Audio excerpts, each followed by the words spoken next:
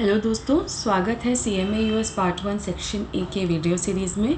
आज के इस वीडियो में हम बिज़नेस कॉम्बिनेशंस और कंसोलिडेशंस के बारे में पढ़ेंगे। अच्छा, तो ये कंसोलिडेशन हम क्यों पढ़ रहे हैं? अभी तक हमने क्या देखा, 0 to 20% अगर हम इक्विटी किसी भी कंपनी में होल्ड करते हैं तो हम FVTNI मेथड यूज़ कर रहे थे, या तो cost less impairment, right, cost less impairment. 20 to 50% ownership हुई तो हम क्या यूज़ करते हैं, equity method of accounting. But usually अगर 50% से ज़्यादा ओनरशिप हुई, हमारे पास किसी कंपनी के 50% से ज़्यादा शेयर्स हुए, तो हम कंसोलिडेशन मेथड फॉलो करते हैं। ठीक है, तो कंसोलिडेशन मेथड क्या है, आइए हम आगे समझते हैं। तो पहली बात, प्रॉब्लम क्या हुई कि सपोज़ करो एक कंपनी ए है जिसने 75% शेयर्स खरीदा है कंपनी बी का, और साल के एंड में इसमें कंसोलिडेशन में क्या करते हैं ना कि हम एक ही फाइनेंशियल स्टेटमेंट दिखाते हैं, कंसोलिडेटेड फाइनेंशियल स्टेटमेंट। ओके, उसको बोलते हैं consolidated financial statement. Consolidated financial statement में क्या होगा कि ए प्लस बी का साथ में हम balance sheet, income statement, cash flow, statement of changes of share holders equity, ये सारी चीज़ें हम साथ में एक दिखाते हैं, ऐसा लगे कि ये दोनों एक ही कंपनी है। कंसोलिडेशन का मतलब क्या, ये दिखाना कि ये ए और बी दोनों एक ही कंपनी है। अब साल के दौरान में हुआ क्या कि ए ने बी को कुछ सामान बेचा, बी ने ए को कुछ सामान बेचा। तो ऐसे तो जब इन लोग एक दूसरे को सामान बेच खरीद रहे हैं तो ऑब्वियसली कुछ मार्कअप तो पे खरीदेंगे, मतलब कॉस्ट पे तो बेचेंगे नहीं, कॉस्ट पे तो होगा नहीं, उसमें कुछ प्रॉफिट परसेंटेज ऐड होगा, राइट। तो उस केस में क्या होता है कि भाई जब आप साल के एंड में अपनी बुक्स ऑफ अकाउंट्स कंसोलिडेट कर रहे हो, तो आपने एक दूसरे को जो सामान खरीदा बेचा वो आपके इंडिविजुअल बुक्स में, मतलब ए ने उसको एज अ सेल्स रिकॉर्ड किया होगा, बी ने भी अपने में परचेजेस और सेल्स अकॉर्डिंगली रिकॉर्ड किया होगा। बट जब दोनों को मर्ज कर रहे हैं तो क्या होता था कि जो हमने अपने कोई सामान बेचा वो भी रिकॉर्ड हुआ जा रहा है। तो ये सारी चीज़ें क्या है ना, ये सारी चीज़ों की वजह से हमारा सेल्स एक्स्ट्रा दिख रहा था, हमारा जो है रेवेन्यू इसकी वजह से ज़्यादा दिख रहा है, और हमारे असेट्स भी ज़्यादा दिख रहा है, और हमारा प्रॉफिट भी ज़्यादा दिख रहा है, क्योंकि हमें ए और बी को एज अ वन दिखाना है, as a one real business. It is considered as one real business. ठीक है, तो इस केस में क्या होगा, इस केस में हमें ये इंश्योर करना है, इस केस में ये इंश्योर करना है कि ये सारी चीज़ें डबल नहीं काउंट हो। तो इसीलिए कंसोलिडेशन का चैप्टर आया, जिसमें कि जो हमारी कंसोलिडेशन वाली अकाउंटिंग है, जो हमारी कंसोलिडेशन वाली अकाउंटिंग है वो सही तरीके से हो।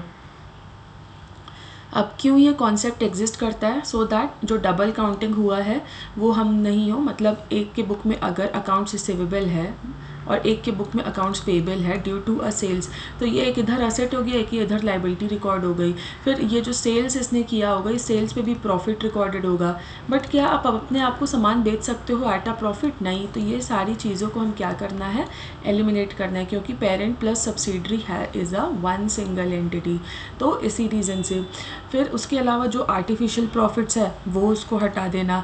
तो इस वजह से ये सारा कॉन्सेप्ट पिक्चर में आया, क्योंकि हम क्या कर रहे थे पहले कि हम सिंपली जो है ना दोनों के फाइनेंशियल स्टेटमेंट्स को, मतलब ए के फाइनेंशियल स्टेटमेंट्स को प्लस बी के फाइनेंशियल स्टेटमेंट्स को से कंसोलिडेट कर देते थे, सीधा ऐड कर देते थे to make a consolidated financial statement. But ऐसा नहीं होना चाहिए, ऐसा नहीं होना चाहिए। क्यों? क्योंकि उसमें हमें क्या करना है, उसमें कुछ सारी चीज़ें एलिमिनेट करनी है, तो इसीलिए कॉन्सेप्ट आया। अच्छा, अब कंसोलिडेटेड फाइनेंशियल स्टेटमेंट्स क्या होता है, जैसे सपोज करो ए एक कंपनी है, ए एक कंपनी है, ठीक है, उसका 50% से ज़्यादा ओनरशिप और उसके पास कंट्रोल है इतनी सारी कंपनीज़ का, बी, सी और डी का। तो इन सारी कंपनीज़ को क्या बोला जाएगा, इन सारी कंपनीज़ को सब्सिडरी बोला जाएगा, इन सारी कंपनीज़ को इसका सब्सिडरी बोला जाएगा। और ये क्या है, ये सारी कंट्रोल्ड सब्सिडरीज़ है, ठीक है, कंट्रोल्ड सब्सिडरीज़ है। कंसोलिडेशन हम कब करते हैं, जब हमारे पास कंट्रोल होता है, हमारे पास कंट्रोल होना ज़्यादा इम्पॉर्टेंट है रादर दैन 50% ओनरशिप से ज़्यादा। तो क्या चीज़ ज़्यादा ज़रूरी है कंसोलिडेशन के लिए, कंट्रोल होना। क्या 50% ओनरशिप से हम सिर्फ अगर 50% से ज़्यादा ओनरशिप हो बट कंट्रोल नहीं है, तो क्या हम कंसोलिडेट कर सकते हैं? नहीं कर सकते हैं।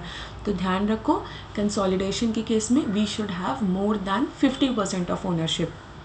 और साल के एंड में हम इसको क्या शो करेंगे, as one economic unit. A plus B plus C plus D को एक हम सिंगल एक बिजनेस की तरह शो करेंगे, एक सिंगल फाइनेंशियल स्टेटमेंट इसका बना के। कंसोलिडेशन कब चाहिए होता है, जब हमारे पास कंट्रोल होता है। तो क्या कंट्रोल सिर्फ 50% से ज़्यादा ओनरशिप हो तभी हो सकता है? नहीं, दो सिनारियोज़ होते हैं। पहले तो एक समझो, एक होता है मॉडल ए वोटिंग इंटरेस्ट राइट, मतलब जब आपके पास 50% से ज़्यादा वोटिंग शेयर्स हों। वोटिंग शेयर्स मतलब क्या हुआ, जैसे सपोज़ करो आपके पास कोई भी कंपनी है, कोई भी कंपनी है, ठीक है, उसमें जब बोर्ड ऑफ डायरेक्टर्स को इलेक्ट करते हैं, उसको बोर्ड ऑफ डायरेक्टर्स को इलेक्शन का होता है, उनको कौन चूज़ करता है, जो उनको शेयर होल्डर्स होते हैं ना, वो चूज़ करते हैं। क्यों? क्योंकि board of directors share holders के बिहाफ पे कंपनी चलाते हैं, तो इसीलिए शेयर होल्डर्स को अधिकार होता है कि वो बोर्ड ऑफ डायरेक्टर्स को इलेक्ट कर सकें। तो क्या करना चाहिए, तो उस केस में अगर आपके पास 50% से ज़्यादा वोटिंग वाले शेयर्स हैं, तो उस केस में हम क्या करेंगे, हम करेंगे कंसोलिडेशन। क्यों? क्योंकि हमारे पास उस कंपनी को कंट्रोल करने का अधिकार है। अच्छा, एक्सेप्शन कुछ केसेस होते हैं, वो क्या होता है एक्सेप्शन, मतलब कि किन केसेस में 50% से ज़्यादा शेयर्स होंगे but still I will not consolidate. कौन से वो सारे सिनारियोज़ हैं, जब हो गया कि जो शेयर होल्डर है वो एक माइनर पर्सन है, मतलब 18 साल से कम का है। फिर जिस कंपनी को हम कंसोलिडेट करने को कह रहे हैं वो बैंकरप्ट हो गई है, दिवालिया हो गया, इंसॉल्वेंट हो गई है। फिर गवर्नमेंट का कोई रिस्ट्रिक्शन है, कोई कुछ ऐसा लॉ है या कुछ ऐसा रेगुलेशन है कि मान लो जैसे किसी बेवरेज कंपनी में या किसी अल्कोहल कंपनी में आपके पास 50% से ज़्यादा ओनरशिप है, तो उस केस में हम कंसोलिडेट नहीं करेंगे। अब आता है मॉडल बी, ये बहुत इंपॉर्टेंट है, ये एग्ज़ाम के पॉइंट ऑफ व्यू से बहुत इंपॉर्टेंट है, जो हो गया वेरिएबल इंटरेस्ट एंटिटी। तो इसमें क्या होता है ना कि आपके पास ज़रूरी नहीं है कि आपके पास 50% से ज़्यादा शेयर्स हो, दिस इज़ नॉट इम्पॉर्टेंट। इस केस में क्या होता है ना कि कुछ ऐसे कंट्रोल कैसा आता है, थ्रू फाइनेंशियल अरेंजमेंट्स। आपने मान लो दूसरी कंपनी को ए ने बी को लोन दे रखा हो, या कुछ ऐसा कॉन्ट्रैक्ट हो, या कुछ ऐसा फाइनेंशियल अरेंजमेंट्स हो जिसके अंतर्गत बी आपके ऊपर बहुत ज़्यादा निर्भर है और आपको बी के ऊपर काफ़ी ज़्यादा कंट्रोल है, आप उसको कंट्रोल कर सकते हो। दूसरी चीज़, बी का जो भी एक्स्ट्रा लॉस होगा, बी का जो भी एक्स्ट्रा प्रॉफिट होगा, वो आप अपने पास एब्जॉर्ब कर लोगे, ठीक है। तो इस केस में हमें कंसोलिडेट करना ही करना चाहिए। नाउ वोटिंग इंटरेस्ट मॉडल में वही मॉडल ए और मॉडल बी को हम अच्छे से समझे हैं। तो यानी कि जब हमारे पास 50% से ज़्यादा वोटिंग शेयर्स होते हैं तब हम कंसोलिडेट करते हैं क्योंकि हमारे पास कंट्रोल है, ठीक है। और एक्सेप्शंस मतलब कब हम कंसोलिडेट नहीं करेंगे, even when we have more than 50% shares. तो पहली बात तो शेयर होल्डर्स माइनॉरिटी हैं, ठीक है, 18 साल से कम है, लेस दैन 18 ईयर्स। फिर दूसरा बैंकरप्ट है, या तो कोई भी लीगल रीस्ट्रक्चरिंग हो रहा है या इंसॉल्वेंट है, उस केस में वो जो दूसरी कंपनी है तब हम उसको कंसोलिडेट नहीं करेंगे। और जब गवर्नमेंट का रूल्स या रेगुलेशन कुछ है। तो एक इम्पॉर्टेंट पॉइंट हमें याद रखना है कि कंट्रोल ज़्यादा इंपॉर्टेंट है रादर दैन ओनरशिप परसेंटेज, ये डिटरमाइन करने के लिए कि हमें कंसोलिडेट करना है या नहीं करना है। अब आता है वेरिएबल इंटरेस्ट एंटिटी मॉडल। अब देखो इसमें क्या होता है ना कि हमारे पास मेजॉरिटी ओनरशिप नहीं है, हमारे पास 50% से ज़्यादा ओनरशिप नहीं है। तो इसमें क्या होता है, इसमें हमारे पास वोटिंग इक्विटी 50% से ज़्यादा नहीं है, बट हमने कुछ लोन दे दिया है, कुछ गारंटी ऐसे दिया है, या कुछ ऐसा कॉन्ट्रैक्ट है, या कोई भी प्रकार का ऐसा फाइनेंशियल अरेंजमेंट है जिसके तहत मेरे पास दूसरी कंपनी को कंट्रोल करने का अधिकार है। तो उस केस में हम क्या कर देंगे, उस केस में हम इसको कंसोलिडेट कर देंगे। तो प्राइमरी बेनिफिशियरी हो जाएंगे हम, क्या हो जाएंगे, प्राइमरी बेनिफिशियरी मतलब क्या कि जो भी मेरा एक्सपेक्टेड लॉसेस होगा और जो हमारा रेसिडुअल रिटर्न होगा उसको हम एज अ एब्जॉर्ब कर लेंगे, सारा वो सब हम एब्जॉर्ब कर लेंगे, that will be of primary beneficiaries. और एक इम्पॉर्टेंट चीज़, अगर VIE मॉडल है तो वो क्या है, मैं इन्फिनिटी साइन बनाई, मतलब हमेशा चलता रहेगा, हमेशा असेसमेंट होना चाहिए, कंटिन्यूअस असेसमेंट होना चाहिए। ऐसा नहीं है कि जिस डेट को बस हमने ये डिटरमाइन कर लिया कि ये कोई कंपनी हमारी VIE है तो हम बस उसके बाद फुर्सत पा गए, नहीं, उसके बाद हमें कंटिन्यूअसली रिव्यू करना पड़ेगा कि whether this VIE is genuinely a VIE और नॉट, आगे भी वो हमारे पास उसको कंट्रोल करने का अधिकार है या नहीं, ये चीज़ हमें देखते रहनी चाहिए। अब कंसोलिडेशन का प्रोसेस क्या है? पहली बात तो एक वर्कशीट होती है, एक कंसोलिडेशन वर्कशीट होती है। ओके, जब एक कंसोलिडेशन वर्कशीट होती है तो हम उसमें क्या करेंगे, हम उसमें आइडेंटिफाई करेंगे सबसे पहले कि कंट्रोल्ड एंटिटीज़ कौन सी, मतलब हम ये डिटरमाइन करेंगे कि कौन सी पेरेंट है, कौन सी सब्सिडरी है। फिर हम दोनों का फाइनेंशियल स्टेटमेंट्स लेके आएंगे, दोनों का सब बैलेंस शीट, इनकम स्टेटमेंट, ये सब वगैरह जो भी कैश फ्लो वगैरह लेके आएंगे। फिर उसमें जो भी हमारा इंटर कंपनी सेल्स हुआ रहेगा, इंटर कंपनी सेल्स या असेट्स एक्सचेंज हुआ रहेगा, वो हम लेके आएंगे। फिर क्या करेंगे, हम दोनों को शो करेंगे एज वन सिंगल एंटिटी, हम दोनों को शो करेंगे as one single entity. Now एक इम्पॉर्टेंट चीज़ कि हम मान लो मेरा साल होता है 1 जनवरी से 31 दिसंबर तक का, बट मेरा एक्विजिशन हुआ 1 अप्रैल से। तो जब मैं कंसोलिडेशन करूँगी ना तो मैं 1 अप्रैल से 31 दिसंबर तक की ये पर्टिकुलर प्रॉफिट जो है ना और ये सारी गतिविधियों को हम कंसोलिडेट करेंगे, ठीक है। तो हम क्या करेंगे, जिस डेट से एक्विजिशन हुआ है, so it should include income after the acquisition date, acquisition date के बाद से जो भी हुआ है वो सारी चीज़ों को हम इंक्लूड कर देंगे। और ये जो हम वर्कशीट बनाते हैं उसमें क्या क्या होता है, पेरेंट कंपनी का सारे फाइनेंशियल स्टेटमेंट्स होंगे, सब्सिडरी कंपनी का पोस्ट एक्विजिशन ओनली, ये बहुत इंपॉर्टेंट है, पोस्ट एक्विजिशन ओनली सारी चीज़ें हम इंक्लूड करेंगे। फिर एडजस्ट और एलिमिनेशन एंट्रीज और फाइनल कंसोलिडेशन कॉलम होगा। और जितने भी इंटर कंपनी ट्रांजैक्शंस होंगे वो हम क्या करेंगे, रिमूव कर देंगे। यहाँ पे ये ओवरव्यू दिया है क्या क्या कंसोलिडेशन एडजस्टमेंट्स होते हैं, जिनको हम आगे जाके अभी के अभी हम समझते हैं। तो 5 तरह के एडजस्टमेंट दिए हुए हैं, एक तो inter company receivables and payable, फिर इंटर कंपनी सेल्स, फिर फिक्स्ड एसेट्स, फिर पेरेंट का इन्वेस्टमेंट और फिर अदर टाइप ऑफ एलिमिनेशन। सो ये 5 एडजस्टमेंट्स हैं, 5 एडजस्टमेंट्स हैं जो हमें समझना है जब हम कंसोलिडेशन कर रहे हैं। अब देखो, पहला केस आता है जब हमारे पास एक दूसरे से अकाउंट्स रिसीवेबल और अकाउंट्स पेबल होगा। कंपनी ए ने कंपनी बी को कुछ सामान बेचा क्रेडिट पे, तो credit sales I should write precisely, तो ये क्या रिकॉर्ड करेगा, अकाउंट्स रिसीवेबल, और ये सेम अमाउंट का क्या रिकॉर्ड करेगा, अकाउंट्स पेबल। मान लो जिसने 50,000 का बेचा तो ये भी 50,000 का अकाउंट्स पेबल रिकॉर्ड करेगा, राइट। तो साल के एंड में जब हम एक ही बैलेंस शीट और एक ही सब चीज़ बना रहे तो ये एक साइड अकाउंट्स रिसीवेबल हो जाएगा, ये एक साइड अकाउंट्स पेबल हो जाएगा और ये नलीफाई हो जाएगा। तो ऐसी चीज़ों को हम एलिमिनेट करते हैं। बट मान लो सिचुएशन ये हुई कि मैं एक नीचे लिखती हूँ, मान लो सिचुएशन ये हुई कि ए ने बी को सामान बेचा तो बेचा, इसने अकाउंट्स रिसीवेबल और इसका अकाउंट्स पेबल, इसने अकाउंट्स रिसीवेबल रिकॉर्ड किया 80K का, बट इसने अकाउंट्स पेबल सिर्फ रिकॉर्ड किया 75K का। तो ये जो 5K का डिफरेंस है इसको हमें क्या करना चाहिए, इसको हमें चेक करना चाहिए। वी शुड चेक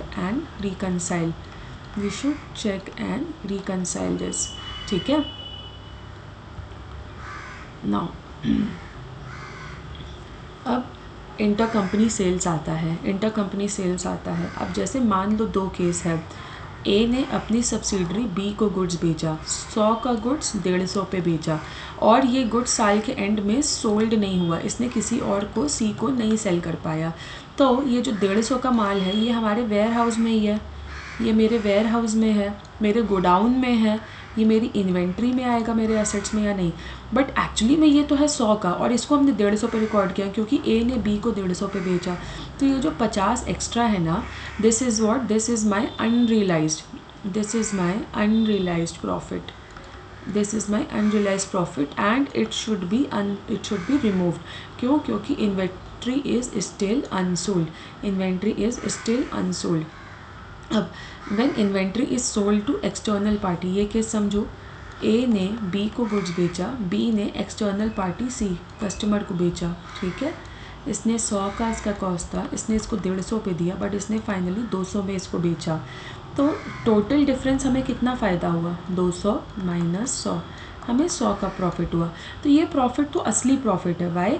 क्योंकि हमने एक्चुअली में 100 का माल कस्टमर को 200 में बेचा। भले ही ए ने बी को 150 में बेचा, बट हम डिफरेंस किसका ले रहे हैं, 200 और 100 का। तो ये 100 क्या है ना, ये हमारा असली में प्रॉफिट है, क्योंकि हमने एक आउटसाइडर को बेचा, हमने एक आउटसाइडर को या थर्ड पार्टी को बेचा। तो ये क्या है, ये क्या है, रियलाइज्ड प्रॉफिट। ये क्या है, रियलाइज्ड प्रॉफिट। और इसको हम एलिमिनेट नहीं करेंगे, इसमें हम एलिमिनेशन नहीं करेंगे।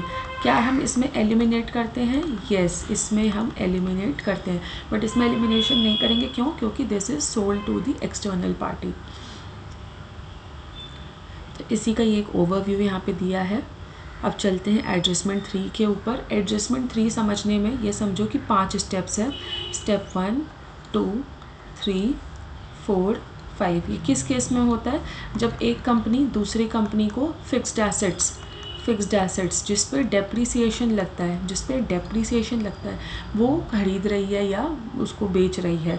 तो इस केस में कैसे होगा एडजस्टमेंट, नीचे एक एग्जांपल दिया है, उससे समझते हैं। क्यों? क्योंकि ये थोड़ा सा ना सबसे ज़्यादा कॉम्प्लेक्स वाला एडजस्टमेंट है, ठीक है। नीचे वाले पेज में एक एग्जांपल दिया है।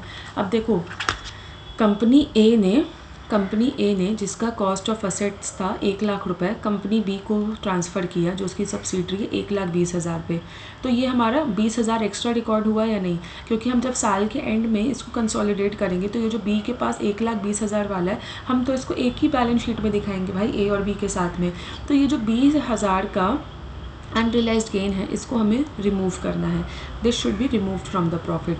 तो अब का और एक इन्फॉर्मेशन ये दिया कि कंपनी का असेट का यूज़फुल लाइफ इज़ 10 ईयर्स, और टोटल अनरियलाइज्ड गेन कितना, 20,000। अच्छा, अगर ये ए के बुक्स में होता तो हम इस पर 1 लाख पे डेप्रीसिएशन चार्ज करते ए के बुक्स में, बट बी के बुक्स में कितने पे रिकॉर्ड हुआ है, 1,20,000 रुपये। 20,000 एक्स्ट्रा पे हुआ है, राइट, 20 के एक्स्ट्रा पे रिकॉर्ड हुआ है। जब 20,000 एक्स्ट्रा पे रिकॉर्ड हुआ है, तो यानी कि मैं क्या कर रही हूँ, मैं डेप्रीसिएशन भी ज़्यादा चार्ज कर रही हूँ। डेप्रीसिएशन मेरा कहाँ जाता है, इनकम स्टेटमेंट पे, और ये क्या होता है, मेरा एक्सपेंस होता है। मेरा एक्सपेंस ज़्यादा है, तो मेरा प्रॉफिट कम हुआ या नहीं हुआ, राइट।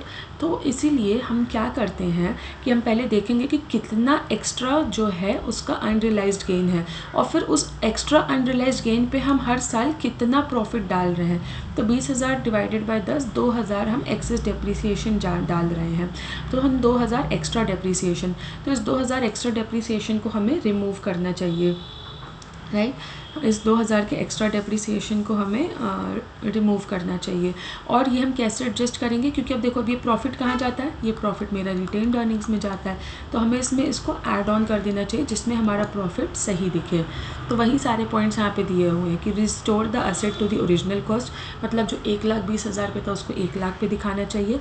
फिर जो अनरियलाइज्ड गेन था 20,000 का, उसको हमें रिमूव करना चाहिए। फिर जो हर साल 2,000 का डेप्रीसिएशन एक्सपेंस था, उसको हमें हटाना चाहिए।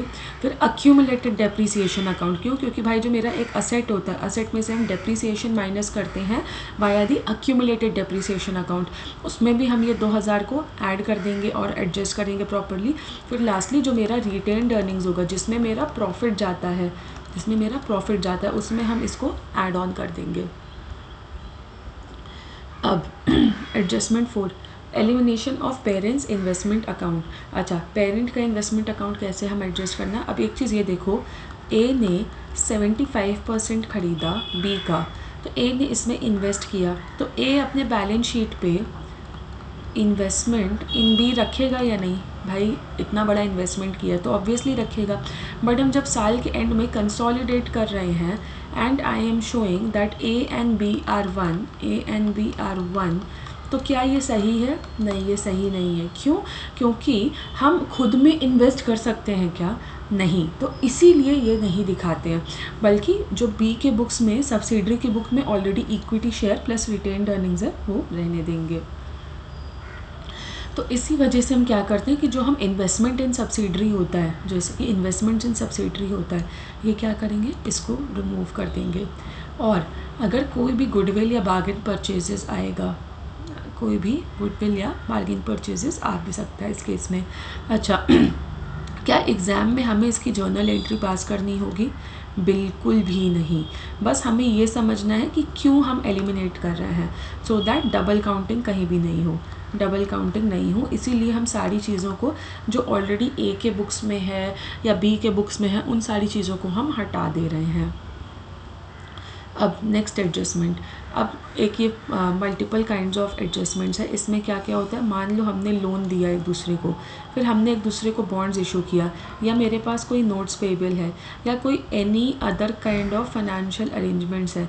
इन सारों को हम क्या करेंगे, इन सारों को हम एलिमिनेट कर देंगे, इन सबको मैं एलिमिनेट कर दूंगी।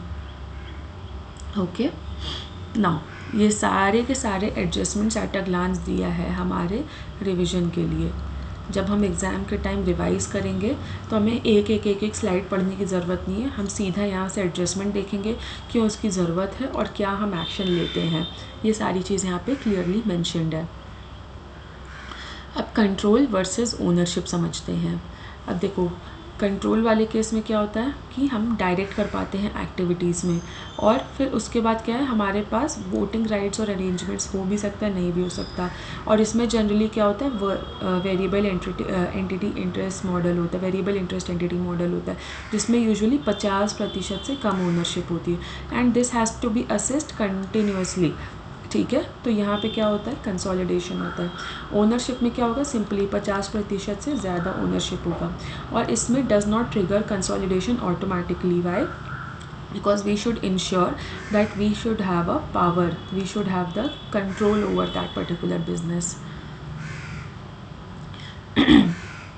कुछ की प्रिंसिपल्स टू रिमेंबर, कुछ की चीज़ें समझने के लिए। Economic reality over legal form, मतलब अगर देखो तो ए एक अलग कंपनी है, बी एक अलग कंपनी है, मतलब कानून की नज़रों में, लॉ के नज़र में ये एक कंपनी है और ये एक दूसरी कंपनी है। बट हम जब अपना बुक्स ऑफ अकाउंट्स प्रिपेयर कर रहे हैं तो हम इसको एज अ वन दिखा रहे हैं। तो क्या है, economic reality over legal form वाले प्रिंसिपल को फॉलो कर रहे हैं कि भले ही कानून की नज़र में वो दो अलग है, बट अकाउंटिंग की नज़र में वो हम एक दिखा रहे हैं। और फिर control determines consolidation, C for control, C for consolidation. Unless and until हमारा उस कंपनी के ऊपर कंट्रोल होना चाहिए, हमारा ओनरशिप परसेंटेज से नहीं लेना देना है, हमारा कंट्रोल से लेना देना है। अगर मेरे पास कंट्रोल है तो हम क्या करेंगे, हम उसको कंसोलिडेट करेंगे। फिर जो भी इंटर कंपनी सेल्स है सब है, उसको हम एलिमिनेट कर देंगे। फिर टाइमिंग ऑल्सो मैटर्स, मतलब कि जो सिर्फ एक्विजिशन, पोस्ट एक्विजिशन प्रॉफिट्स या जो भी सारी एक्टिविटीज़ होंगी वो हम इंक्लूड करेंगे। और VIEs cover, variable interest entities को हम कंटिन्यूसली असेस करते रहेंगे। अब यहाँ पे हमें दिया हुआ है, समरी दी हुई है सारी चीज़ को। एक चीज़ ध्यान रखना है कि we should focus on logic and concept, क्या लॉजिक है क्या कॉन्सेप्ट है उस पर हमें ध्यान देना है। कुछ मेमोरी ट्रिक्स दी है। एक clean rule for consolidation, very very important guys, याद रख लो कि कंट्रोल होना चाहिए, लाइन बाय लाइन कॉम्बिनेशन होना चाहिए, हर एक लाइन बाय लाइन आइटम को कंसोलिडेट करना है। फिर एलिमिनेट इंटर कंपनी सेल्स, ए करना है एडजस्ट अनरियलाइज प्रॉफिट, और एन से non controlling interest shown. Non controlling interest shown मतलब मान लो एक कंपनी में 100 शेयर्स हैं, 75 शेयर्स मेरे हैं, 75 shares mine are mine, but ये 25 शेयर्स हैं ये किसी और के हैं, राइट। तो ये जो 25 शेयर्स हैं इनको क्या करेंगे हम, 25 shares are termed as NCI, non controlling interest. इनके पास कोई कंट्रोल नहीं होता, बट इनको सेपरेटली दिखाना ज़रूरी है। It is important to show them separately. Exam में कैसे टेस्ट होगा, कॉन्सेप्चुअल MCQs आ सकते हैं, एडजस्टमेंट हो सकता है कोई भी पांचों में से एक, फिर कोई भी इंटर कंपनी ट्रांजैक्शन बेच सकते हैं, फिर NCI का शेयर ऑफ प्रॉफिट कैलकुलेट करने को बोल सकते हैं। तो NCI का कैसे होगा, मान लो किसी कंपनी का 1000 का प्रॉफिट हुआ और कंपनी में 100 शेयर्स हैं, कंपनी में 100 शेयर्स हैं, I own 75 shares and someone owns 25 shares. अब देखो, अब जो ये 25 शेयर्स ये क्या हो गया, NCI हो गया। तो NCI को कितना प्रॉफिट मिलेगा, 1000 का 25%, क्योंकि उसके पास 25% ओनरशिप है, तो कितना हो गया, 250 हो गया। तो ये हमें सेपरेटली दिखाना ज़रूरी है। एग्जामिनर ट्विस्ट कैसे हो सकता है, एग्जामिनर बोल सकता है कि 50% से ज़्यादा ओनरशिप है बट कोई कंट्रोल नहीं है। फिर इन्वेंट्री पार्शली सोल्ड एक्सटर्नली, मतलब इन्वेंट्री में से कुछ पोर्शन जो है हमने थर्ड पार्टी को सेल ऑफ कर दिया, हमने थर्ड पार्टी को सेल कर दिया, ठीक है, और कुछ रखी हुई है। तो जो थर्ड पार्टी को सेल कर दिया उसमें हम क्या करेंगे, प्रॉफिट नहीं डिलीट करेंगे, प्रॉफिट को एलिमिनेट नहीं करेंगे। बट जो इन्वेंट्री हमने सब्सिडरी को बेचा बट वो मेरे वेयर हाउस में, तो हम उसमें प्रॉफिट रिमूव कर देंगे।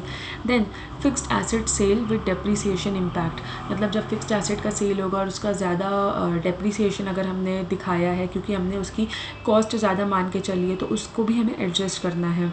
फिर मिसिंग इंटर कंपनी, फिर कभी कभी होता है AR/AP मिसमैच होता है, राइट, हमने ऊपर देखा था, तो उसको हमें अंडरस्टैंड करना है।